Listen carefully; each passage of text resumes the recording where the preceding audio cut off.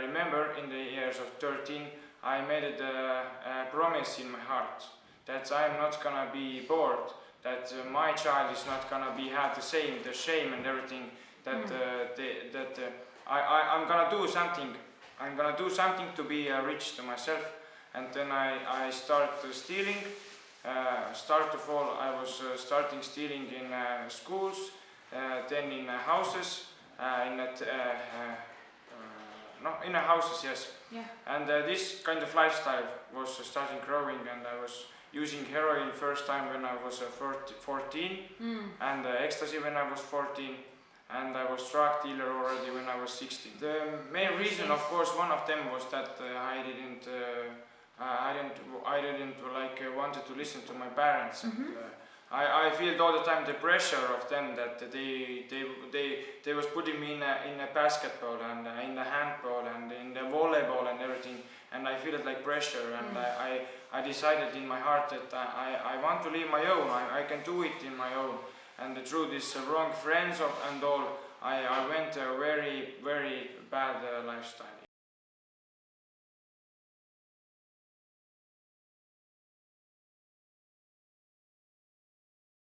2008, in that time I was already cocaine dealer, and I was smuggling this South America, Africa to Estonia, and this time 3 of my very close friends was died, and one hanged himself, and 2 in a car accident, and I really feel guilty myself, because there was issues that I was a big influence to them lives, and I broke up with my first love, who was together 16 to 24 years, and it was very hard to me.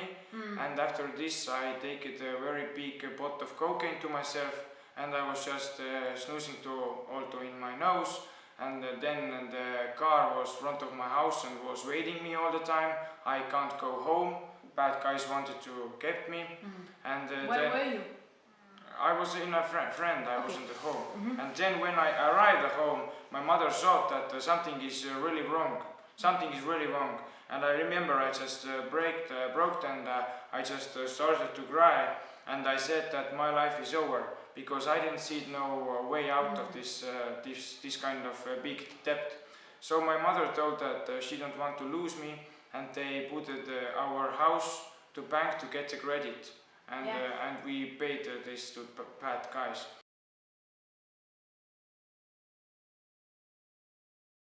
At the time when they arrested me, my grandmother gave me this little red Bible where was my name inside. And when I was a child, I really was going to the Sunday school in a church. So at this time my grandmother gave me this Bible. I was in a jail, and I was just praying to Lord that please help me, and I had this child faith. And after 3 months, somehow this paragraph went to turned it around, and they let me out. It was all the time when I had very hard moments and so on. I was praying, and lots of times I shouldn't be standing today here. Because of him, I am alive. And 2012. 3 of my really close friends was died in a heroin overdose, and I was thinking that maybe I am the next, because I have been overdosed 15-20 times. Yeah. So it's a big God mercy that I can stand here. Yes.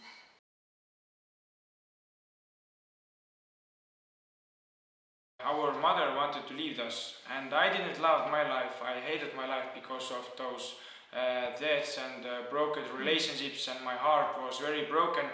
But I loved my father, and that the thought that my father is gonna be alone because of my wrong lifestyle, I decided to come to Village of Hope. So at first time I wasn't. I was after 10 days I went away, but after this I came back after 2 months, where I was more deep addiction, and when I came back I had a decision that I'm going to jail 3 years or I'm coming here. Criminal worker said that, and I decided, of course, to come here. And I didn't see no hope or no light that I'm coming out of this addiction, because I have been trying so many different doctors, so many different medicines and everything. Nothing doesn't work. But in this place I realized, I understand that the wrong is my attitude and wrong is my lifestyle, and I need to change this. And after 2 months I really was so tired because of this. I was so lazy and everything, and I just started to work to myself. And at this time when I was free and that I can be not go in jail, I can go away here, I had responsibilities and so on, and I decided to go forward just.